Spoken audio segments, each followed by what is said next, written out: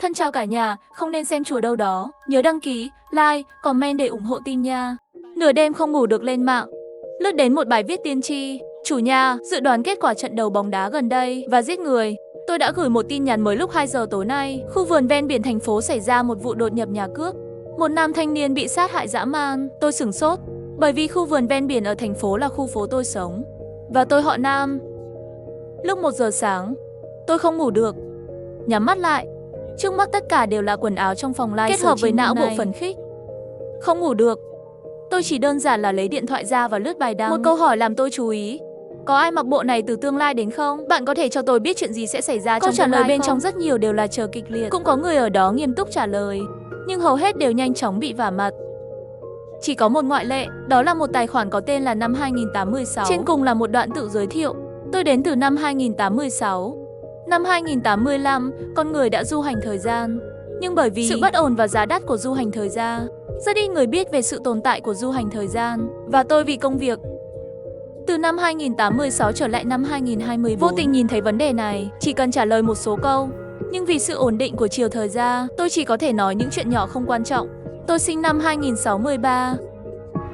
Vì vậy, tôi chưa bao giờ trải qua năm 2024. Tất cả những gì tôi có thể nói với các bạn, tất cả đều là một số tôi tìm thấy trên mạng trước đây. Tin tức năm 2024. Ví dụ, tôi đã thấy năm 2024, đội bóng đá của chúng tôi đã bùng nổ vào ngày 18 tháng 2. Đánh bại đất nước huyện. Tỷ số 2, một lời tiên tri đầu tiên. Nó được phát hành vào ngày 15 tháng 2. Tôi đã kiểm tra rồi. Ngày 18 tháng 2, bóng đá quốc gia thật sự là một bất ngờ lớn. Vừa thắng.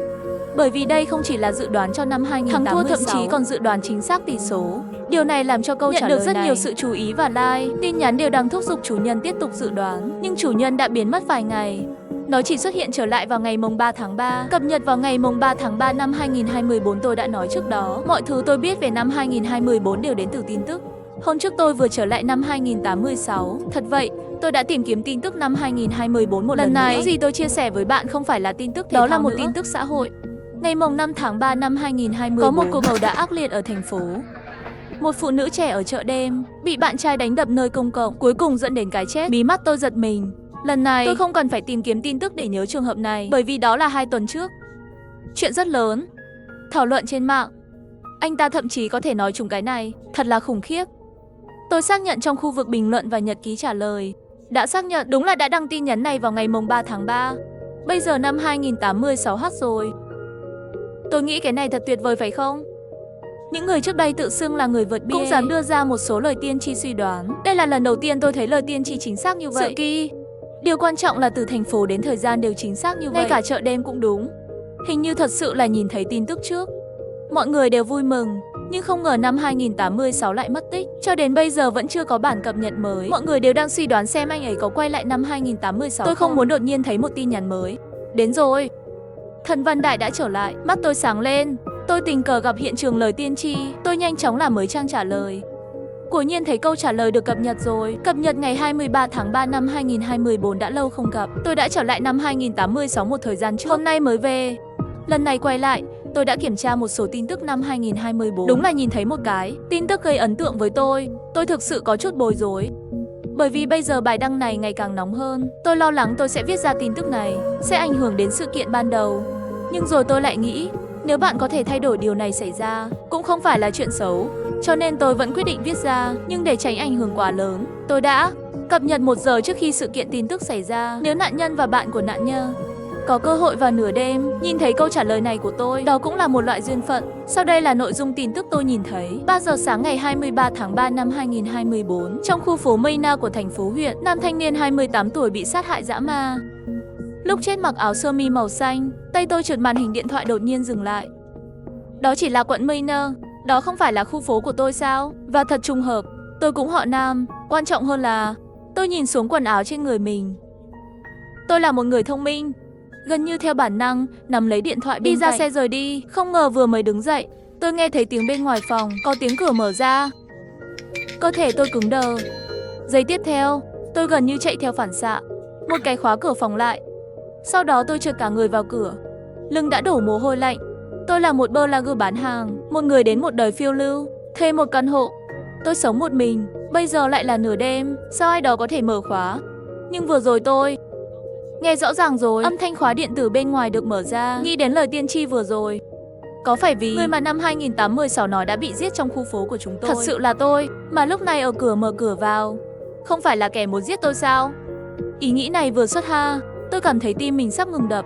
Dấu vết lý trí cuối cùng còn lại, để tôi nhanh chóng cầm điện thoại lên báo cảnh sát. Xin chào, hình như tôi nghe thấy có người đột nhập vào nhà tôi, xin vui lòng đến đây ngay. Làm ơn. Không phải kẻ trộm, tôi cảm giác đối phương có thể là muốn mạng của tôi. Đương nhiên tôi không nói về dự đoán của năm 2816 trên mạng, để mọi người không nghĩ tôi đang đùa. Chỉ có thể đề cập đến việc ai đó đột nhập vào nhà. Sau khi cúp điện thoại, tôi vẫn sợ chết khiếp. Cảnh sát có thể không coi trọng báo cảnh sát của tôi không? Cứ tưởng đó là một vụ đột nhập thông thường. Quan trọng hơn là nếu người vừa vào cửa thật sự là hung thủ, hắn đã ở cửa rồi. Anh ta sẽ giết tôi trước khi cảnh sát đến. Tôi càng nghĩ càng sợ. Dán chặt vào chuyển động bên ngoài sảnh đợi, nhưng không có âm thanh gì cả. Nhưng sự yên tĩnh và vị trí này nhưng lại càng khiến người ta ra đầu tê liệt. Tôi không chịu nổi. Lấy điện thoại ra. Vụ án xảy ra lúc 3 giờ sáng. Đó không phải là chưa đầy 1 giờ kể từ bây giờ. Có ai thử cùng nhau không? Có một báo cảnh sát trực tiếp không? Cứu một mạng còn hơn xây một tòa tháp 7 tầng. Bạn nói gì khi gọi cảnh sát? Nói trên mạng thấy lời tiên tri. Cảnh sát chắc chắn sẽ nghĩ rằng bạn đang chơi khăm. Cách an toàn nhất vẫn là ai biết người đàn ông này? Kêu anh ta đi đi. Ý tưởng của cư dân mạng đều giống tôi. Tôi vừa nhìn thấy phản ứng đầu tiên của lời tiên tri này cũng phải lập tức rời khỏi nhà. Nhưng hình như đã không kịp rồi. Tôi run rẩy để lại tin nhắn. Tôi là người họ Nam sống ở khu này. Hình như nhà tôi có người đột nhập. Tôi đã báo cảnh sát, nhưng tôi vẫn sợ. Xin hỏi có ai gần đó có thể giúp tôi không? Hoặc là năm 2816, anh có manh mối nào khác có thể giúp tôi không? Làm ơn, ngay khi tin nhắn của tôi được gửi đi đã thu hút rất nhiều phản hồi.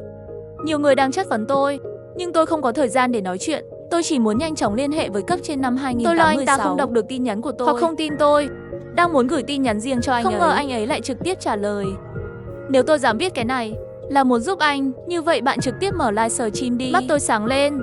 Đúng vậy, nếu tôi mở livestream, không chỉ mọi người có thể giúp tôi đưa ra ý kiến, quan trọng hơn là kẻ giết người, có lẽ anh ta sẽ chạy trốn vì sợ bị mắc kẹt trên lift. Tôi nhanh chóng mở livestream, cũng để lại liên kết trong tin nhắn. 10 năm 2816 đế, tôi vốn là bán quần áo trên mạng, có thể coi là một người nổi tiếng, có hàng trăm nghìn người hâm mộ. Nhưng bây giờ là hơn 2 giờ đêm, đương nhiên là không có người hâm mộ nào sẽ lên mạng. Vì vậy, phòng livestream lúc đầu trống rỗng, sau này mới lần lượt đến người. Hầu hết đều là trả lời cho năm 2816. Tôi chỉ không có thời gian để chú ý đến những tin nhắn này. Chỉ là vội vàng hỏi năm 2816 đại thần: anh đã đến chưa? Một lát sau, tôi thấy tài khoản của năm 2816 xuất hiện. Tôi đến đây. Tôi nhanh chóng hỏi. Tôi muốn hỏi đại thần năm 2816. Trong tin tức anh nhìn thấy có viết động cầu giết người không? Giết người hay là cướp quả? Tôi biết năm 2816 mọi thông tin cần biết về vụ án này tất cả đều từ tin tức.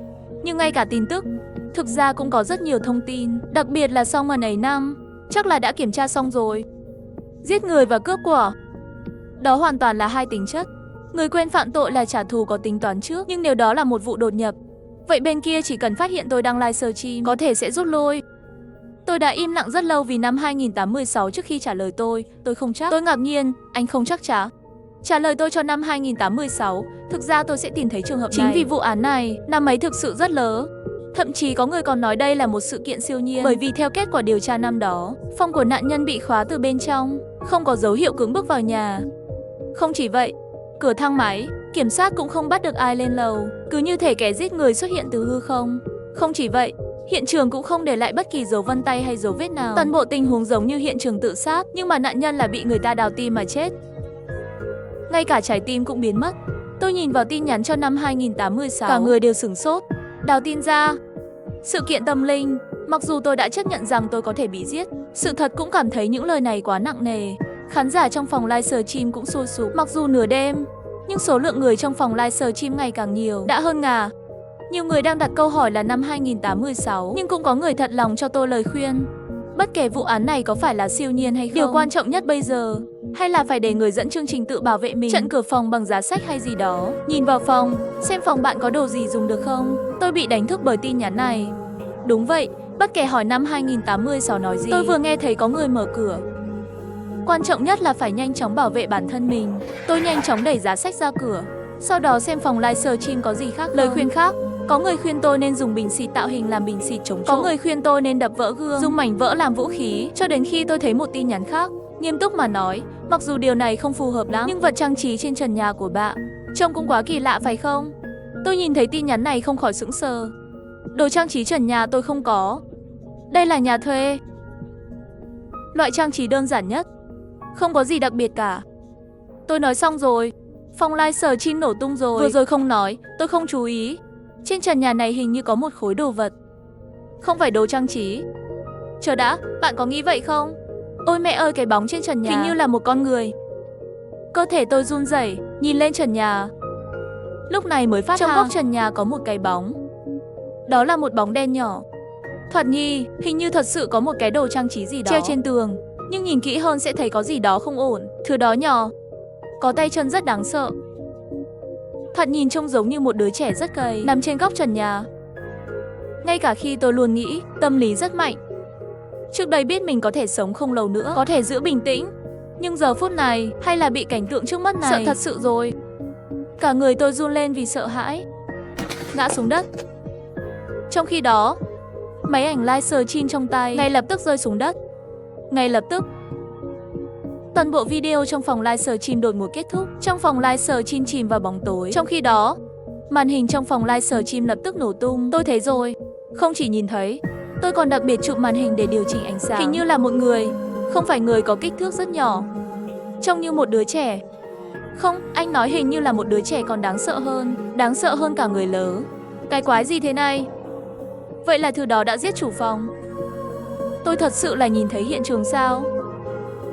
Với livestream bên này của tôi đột ngột kết thúc, mức độ chủ đề của vấn đề này quả thật lập tức dẫn đến độ cao hơn. Cái đó, khi cái bóng đen lao về phía tôi thực sự cảm nhận được điều gì đó. Nó được gọi là sợ đến mức vỡ túi mật. Tôi luôn là một người vô thần. Nhưng khi cái bóng đen kia, khi chạy về phía tôi, cái gì khoa học, vô thần, tất cả đều không còn nữa. Trong đầu tôi chỉ còn lại một nỗi sợ hãi lớn. Trước kia năm 2086 nói, những gì anh nói với tôi trong phòng livestream, anh ấy nói cái chết của tôi là một sự kiện siêu nhiên và nói rằng trái tim tôi sẽ bị xé toạc khi tôi chết. Chẳng lẽ chính là con quái vật này sao? Cho đến khi tôi cảm thấy một cơn đau nhói trên vai. Đó là cái bóng màu đen cào vào vai tôi. Mẹ kiếp, dù nó là người hay ma, là chuyện linh hồn hay là chuyện giết người, tôi không thể chỉ nói ở đây được. Tôi muốn sống. Tôi đã tập boxing được vài năm, trực tiếp vật lộn với cái bóng đen kia. Không chỉ vậy, đây nó hình như không phải là tay, với móng vuốt sắc nhọn. Khi nó đâm vào da tôi, nó rất đau. Tôi không quan tâm, đi bóp cổ nó. Lúc này cái bóng kia phát ra một tiếng kêu lạ. Nghe tiếng kêu này, tôi đột nhiên sửng sốt một chút. Tiếng kêu này không giống người. Sao nghe có vẻ như vậy? Tôi chưa kịp phản ứng, thứ đó lại đến và cào vào mặt tôi. Tôi tỉnh lại, nắm chặt phía sau nó. Cái này, tôi bắt được một thứ lông lá. Là đuôi. Tôi phản ứng dữ dội, kéo cái bóng đen này ra khỏi người tôi. Trong khi đó, tôi quay người về phía trước đến cửa, bật đèn bên cạnh. Căn phòng cuối cùng cũng có ánh sáng. Cuối cùng tôi cũng nhìn thấy những gì trước mắt mình. Đây không phải là một nghịch lý khủng khiếp như tôi nghĩ, một đứa trẻ hay một con ma gì đó. Một con khỉ. Đây là một con khỉ trông kỳ lạ. Màu lông khỉ bình thường, tất cả đều là màu nâu hoặc vàng. Nhưng con khỉ này toàn màu đen. Tôi nhìn lòng bàn tay mình, cũng là màu đen.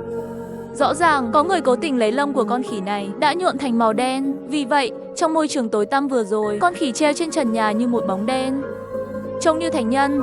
Mà lúc này nó cũng bị tôi làm thương, không dám tiến lên nữa. Nó rất thông minh, không tiếp tục tấn công nữa, mà là đứng tại chỗ, nhe răng. Tất cả lông trên người đều dựng đứng, nhìn tôi dữ dội. Ánh mắt vừa đề phòng vừa hung dữ, dường như đang tìm kiếm khoảng trống của tôi. Chuyện này cuối cùng tôi cũng bình tĩnh lại một chút. Nhìn con khỉ trước mắt, bộ sáo điều khiển được gắn trong lông của nó đang nhấp nháy đèn đỏ, rõ ràng là dấu vết của ai đó điều khiển từ xa. Bên ngoài cửa đột nhiên có tiếng cảnh sát gõ cửa. Chúng tôi tra kiếm camera giám sát. Hóa ra không ai vào nhà tôi phải không? Quả nhiên, đây không phải là một sự kiện kỳ lạ gì cả. Có người muốn hại tôi. Nếu không phải tôi đã học boxing được vài năm, vậy tôi thực sự trở thành người bị móc trái tim trong miệng năm 2086. Cảnh sát đột nhập giơ máy dò lê. Tín hiệu ở tòa nhà bên cạnh. Tôi nhìn ra cửa sổ căn hộ cách đó 100 mét. Một bóng người đằng sau rèm cửa đang hoảng loạn chạy trốn. Thì ra cái gọi là người xuyên Việt từ tương lai chỉ là đối thủ livestream sống ở tòa nhà đối diện. Tất cả những điều này được lên kế hoạch cẩn thận. Tao mấy ní, xem video hay thì hãy đăng ký hội viên, like, comment, donate ủng hộ kênh nhé. Tôi ấy cô tiếp viên ra trong sự hoài nghi, tìm kiếm trên máy bay như điên. Hận không thể lật tung cả máy bay lên. Những hành khách xung quanh cũng tròn mắt nhìn tôi. Cô tiếp viên nhìn to như thể nhìn một kẻ thần kinh. Thưa anh, chúng tôi đã kiểm tra qua rồi. Anh thực sự đã lên máy bay một mình. Tôi nhìn cô tiếp viên với vẻ khó tin, cố gắng nhớ lại mọi thứ sau khi lên máy bay. Vừa lên máy bay, con gái tôi bắt đầu đòi nước trái cây. Con muốn uống nước trái cây. Con muốn uống nước trái cây. Vì vậy tôi muốn gọi Người phụ nữ phía trước được bao phủ bởi logo hàng xa xỉ, nhờ gọi dùng tiếp viên. Nhưng vô tình với tới điện thoại của cô, chứng kiến một cảnh tượng khó tin, cô ấy đang nhìn vào một bức ảnh lạ. Ảnh tập thể của các em nhỏ dễ thương, nhưng những đứa trẻ đó chỉ mặc áo ba lỗ và quần sốt, xếp thành một hàng, còn bị đánh dấu. Một số khuôn mặt được khoanh tròn bằng bút đỏ, một số được đánh dấu bằng dấu. Người phụ nữ liên tục phóng to bức ảnh, cho đến khi chỉ nhìn thấy đôi mắt. Cô ta cẩn thận nhìn vào mắt của từng đứa trẻ, chọn đi chọn lại, giống như việc chọn một chiếc túi. Cuối cùng, cô ấy sử dụng cây bút điện thoại vẽ một vòng tròn màu đỏ lên mặt của đứa bé. Sau đó nhìn chằm chằm vào điện thoại, giống như đang suy nghĩ sâu sắc về điều gì đó. Tôi nhìn thấy rất khó chịu, tôi không dám nhờ cô ấy giúp đỡ nữa. Nhanh chóng ôm con cái và trở về chỗ ngồi. Sau khi dỗ con cái xong, tôi đến gặp cô tiếp viên để xin nước trái cây. Khi tôi lấy nước trái cây, người phụ nữ có logo khắp người đấy, đang ngồi xổm trước mặt con gái. Tôi sợ chạy lại, đang định yêu cầu cô ấy rời đi. Người phụ nữ mỉm cười rất kỳ lạ, quay người rời đi. Khi bước đi chân cao chân, trông rất kỳ lạ, có vẻ như đang bị thương. Tôi hỏi con gái, người gì đó, có làm gì con không? Nó lắc đầu nói, không có gì ạ. Tôi thở phào nhẹ nhõm. Lúc này, con gái lại ngây thơ nói, dì khen con ạ, nói rằng mắt con rất đẹp. Câu nói này đánh thẳng vào tâm trí tôi, hiện lên trong đầu tôi những hình ảnh trong điện thoại của người phụ nữ. Mỗi đứa trẻ trong ảnh đều có một đôi mắt đẹp nhưng không vui. Nghĩ lại nụ cười kỳ lạ của cô ta, vết thương ở chân và lời nói của con gái, tôi không khỏi rùng mình. Tôi cảnh cáo con gái tôi nhất định phải tránh xa dì vừa rồi. Bất kể dì ấy có nói gì đừng để ý đến dì ấy. Con gái không trả lời tôi, thay vào đó, nó lại mí môi đỏ uống nước trái cây. Con muốn uống nước trái cây, con muốn uống nước trái cây. Lúc này tôi mới phát, nước trái cây đã bị đổ xuống đất rồi. Lúc này từ hàng sau đi tới một người dì nhiệt tình, đưa cho con gái một chai nước trái cây chưa mở nắp. Em gái uống chai nước trái cây này của dì đi. Tôi nhanh chóng cảm ơn. Cảm ơn. Không sao, ở bên ngoài, có thể giúp đỡ nhau là điều nên làm mà. Anh gọi tôi là chị Phương, nếu có việc gì, hãy đến tìm tôi. Đột nhiên trong tâm tôi có ấn tượng tốt về người phụ nữ này. Tôi cũng thấy cô ấy trông quen quen, nhưng tôi không thể nhớ mình đã gặp cô ấy ở đâu. Cuối cùng tôi nói vài lời cảm ơn. Thật sự cảm ơn chị. May mắn thay, dọc đường vẫn còn có người nhiệt tình giúp đỡ. Sau khi con gái tôi uống trái cây, ngoan ngoãn nhìn ra ngoài cửa sổ. Trên cửa sổ đầy sương mù, dùng bàn tay nhỏ vẽ ba người nhỏ nắm tay nhau. Đây là mẹ, đây là bố, con ở giữa. Tôi không khỏi cảm thấy xót xa trong lòng. Làm sao tôi có thể nói với con gái rằng mẹ đã đi nơi khác mãi mãi? 1 tháng trước, vợ tôi chết trong một vụ tai nạn ô tô ngoài Ý. 1 tháng sau, tôi đặc biệt chọn chiếc máy bay mới sang trọng này, đưa thi thể vợ tôi về nhà. Vì vợ tôi là một trong những người thiết kế chiếc máy bay này. Chiếc máy bay này đã dốc hết tâm huyết của vợ tôi, giành được nhiều giải thưởng. Nó đã từng mang theo giấc mơ của vợ tôi. Bây giờ tôi muốn tiễn vợ tôi trong chặng đường cuối cùng. Tôi nhìn con gái tôi, nó ôm lấy chai nước trái cây, ngủ say giấc. Lúc này tôi cũng kiệt sức rồi, thế là tôi uống hết nửa chai nước trái cây còn lại từ con gái tôi. Sau đó nhắm mắt lại, nghĩ đến việc thức dậy. Máy bay đến đích an toàn. Tôi không ngờ rằng khi tôi thức dậy, cảm ơn tối ông, tôi vô thức sờ chỗ ngồi bên cạnh, nhưng lại trống rỗng. Con gái không thấy, tôi hoảng sợ ngay lập tức, nhưng tôi nhanh chóng bình tĩnh lại. Tôi nghĩ chắc con gái tôi đi vệ sinh rồi. Tôi vội vàng đến trước nhà vệ sinh. Quả nhiên, nhà vệ sinh hiển thị đang có người dùng. Dù con gái tôi mới 5 tuổi, nhưng chúng tôi đã nuôi dưỡng tính tự lập của nó từ khi còn nhỏ. Con gái tôi thường đi vệ sinh một mình. Nhưng không biết tại sao, tim tôi vẫn run rẩy như sóng đập. Tôi vừa nhớ ra, chỗ ngồi của con gái tôi thực sự quá trống rỗng, ngay cả khi không có ai ở đấy. Đồ chơi cũng nên có ở đấy, mà chiếc ghế đó giống như chưa từng có người ngồi vậy. Lúc này cửa nhà vệ sinh mở ra, một cô bé bước ra. Tôi lập tức ngơ ngác, chỉ ngơ ngác nhìn cô ấy. Cô bé sợ hãi đến mức hét lên và bỏ chạy. Nhiều hành khách trên máy bay nhìn tôi bằng ánh mắt kỳ lạ, nhưng tôi không có thời gian để quan tâm. Tôi đã tìm kiếm khắp nhà vệ sinh, tôi vẫn chưa tìm thấy bóng dáng con gái tôi. Tôi quay lại chỗ ngồi của mình, hỏi xung quanh chỗ ngồi bên cạnh bạn. Tôi cũng đã tìm kiếm khắp cabin hạng phổ thông, vẫn chưa tìm thấy con gái tôi. Sau đó, điều thực sự đáng sợ bắt đầu. Sau này tôi nhớ lại lần đầu tiên lên máy bay, gặp người phụ nữ kỳ lạ được bao phủ bởi logo hàng xa xỉ. Cô ta chắc phải ở khoang hạng nhất. Tôi phớt lờ sự cản trở của tiếp viên hàng không, trực tiếp xông vào khoang hạng nhất. Khoang hạng nhất với hạng phổ thông đông đúc đương nhiên không giống nhau. Hành khách khoang hạng nhất có thể có căn phòng riêng nhỏ, vì vậy toàn bộ cabin đều không thấy ai cả. Tôi nhẹ nhàng gọi tên con gái mình, Tiểu Vũ, nhưng không có phản ứng gì cả. Tâm trí tôi lúc này không ngừng suy nghĩ về tin tức nạn buôn bán trẻ em, nhưng tôi bình tĩnh lại nhanh chóng. Máy bay hiện đang ở độ cao 36.000 mét. Toàn bộ máy bay được bao bọc hoàn toàn. Tiểu Vũ dù có chạy xa thế, nó cũng sẽ không bao giờ rời khỏi máy bay. Những nơi khác tôi đã tìm qua rồi, chỉ còn lại khoang hạng nhất này thôi. Sau đó tôi gọi tên Tiểu Vũ. Đột nhiên cánh cửa căn phòng riêng nhỏ phía trước mở ra. Mày bị điên à? Không để người ta ngủ à? Một chàng trai khoảng 20 tuổi, bước ra chửi rủa. Trên tay kẹp một món đồ chơi nhồi bông sang trọng, một cái có giá hơn 5.000. Tôi nhanh chóng giải thích rằng con tôi mất tích, ngay cả con mày chết thì có liên quan gì đến mày? Làm phiền ông mày ngủ rồi. Ngay khi nghe thấy từ chết, tôi nhào vô đánh anh ta một cách cuối cùng bị cảnh sát đưa về lại hạng phổ thông. Cảnh sát còn ngồi bên cạnh tôi. Phòng trường hợp tôi gây rắc rối, tôi buộc mình phải bình tĩnh, sắp xếp lại suy nghĩ của mình. Máy bay hiện đang ở độ cao 30.000 mét. Cabin được bịt kín. Vậy con gái tôi 100% có mặt trên chuyến bay này. Nhưng tôi đã tìm kiếm tất cả các cabin. Tôi cũng không thấy Tiểu Vũ, trừ khi Tiểu Vũ đi tới khoang để hàng hóa. Nhưng một đứa trẻ 5 tuổi làm sao có thể tìm thấy lối vào khoang để hàng hóa? Có lẽ nào vợ tôi lúc còn sống thiết kế máy bay này, đem lối vào nói với Tiểu Vũ. Đột nhiên tôi lại có hy vọng. Bảo anh cảnh sát bên cạnh đưa tôi đi gặp cơ trưởng. Hãy để anh ta ra lệnh khám xét khoang để hàng hóa. Vẻ mặt người cảnh sát lạnh lùng, không đáp lời. Tôi lại cầu xin lần nữa. Làm ơn, tôi chỉ muốn gặp cơ trưởng một chút thôi. Vợ tôi đã chết cách đây 1 tháng. Con gái là người duy nhất của tôi. Nói xong tôi đau đớn, ôm mặt khóc to. Mất đi người vợ thân yêu gần như khiến tôi suy sụp. Hơn nữa con gái tôi bay, không biết tung tích ở đâu. Thấy tôi như thế này, người cảnh sát lạnh lùng đã lộ ra lòng trắc ẩn. Anh đi cùng tôi. Người cảnh sát đó đã đưa tôi đến phòng cơ trưởng. Tôi cầu xin cơ trưởng. Cơ trưởng, xin vui lòng cử người đến kiểm tra nhà kho. Con gái tôi có thể ở trong đó. Cầu xin ông, thưa anh, điều này không phù hợp với quy định. Tôi quỳ xuống, vứt bỏ mọi tôn nghiêm, thể diện đều bỏ phía. Tôi khóc và cầu xin cơ trưởng. Cầu xin ông, để tôi vào trong tìm xem. Đó là con gái duy nhất của tôi. Cơ trưởng nhìn tôi, thở dài, miễn cưỡng đồng ý. Bảo vệ đưa anh ta đến nhà kho phía sau để tìm đi. Mặc dù cơ trưởng đã đồng ý, nhưng từ mắt ông ta có thể nhận ra, ông ta không tin có ai trong nhà kho cả, chỉ muốn tôi từ bỏ. Nhưng lúc này, cơ trưởng nhận được tin từ tháp chỉ huy. Ngay lập tức, cơ trưởng như nhìn một bệnh nhân tâm thần. Nhìn tôi, thưa anh, gần đây anh có dùng loại thuốc nào kiểu an thần không? Tôi ngơ người một lúc. Tôi thiệt sự đang dùng thuốc kiểu an thần.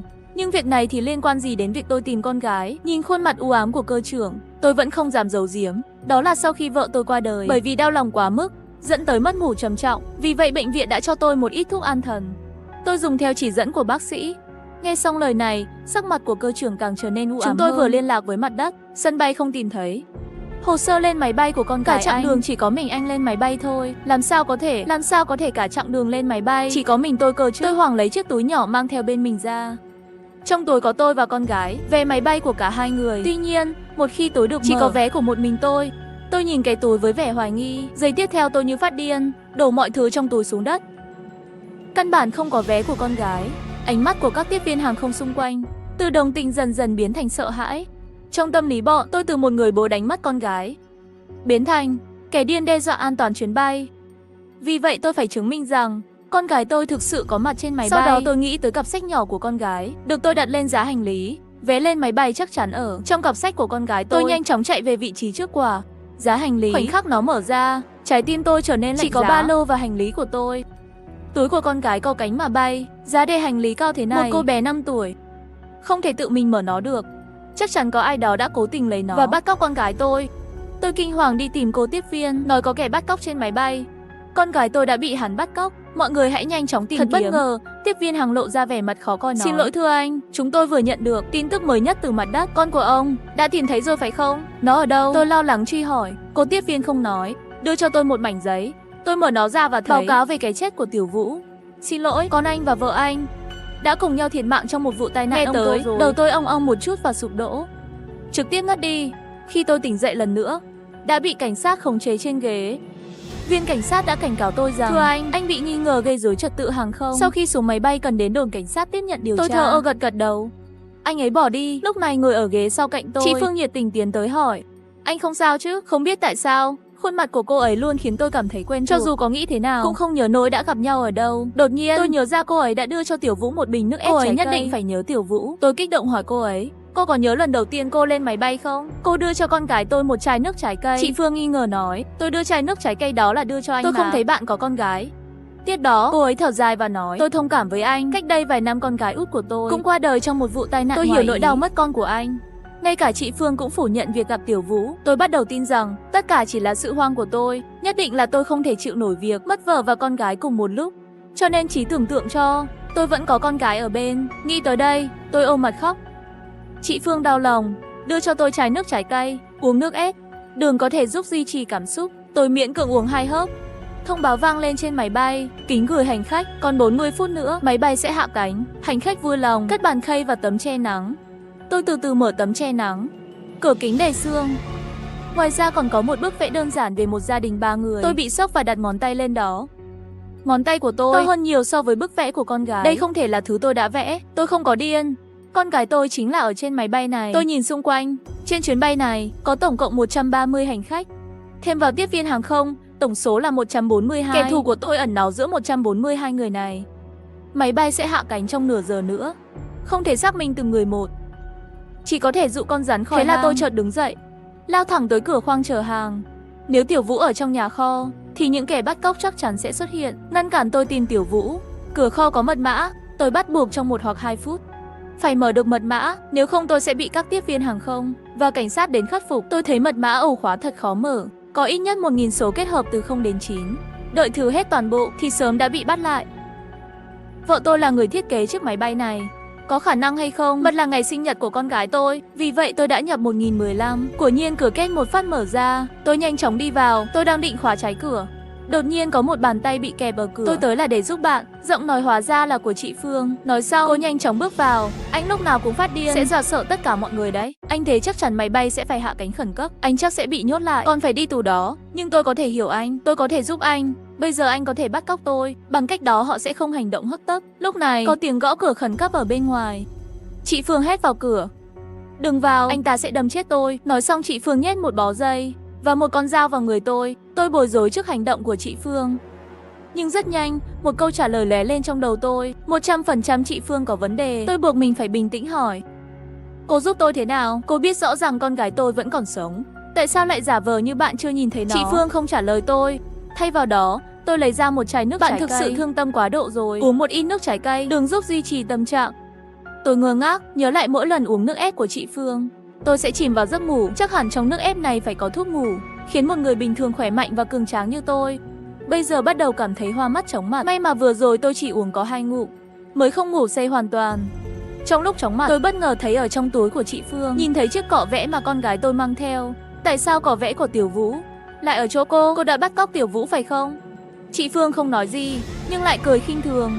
Nụ cười của cô ấy. Cuối cùng tôi đã nhớ ra mình đã gặp cô ấy ở đâu. Tôi biết cô là ai rồi. Kẻ buôn người này. Chị Phương khinh thường hỏi. Anh muốn làm? Tôi chỉ muốn tìm con gái tôi. Tôi vừa nói xong, cửa kho bị mở ra rồi. Cảnh sát phẫn nộ nhìn tôi. Lúc này chị Phương vừa hét, vừa hướng về phía thân tôi. Cứu tôi với, tên điên này muốn giết tôi. Bị chị Phương hét như thế, tên cảnh sát càng chắc chắn tôi là thằng điên và cô ta là nạn nhân vô tội.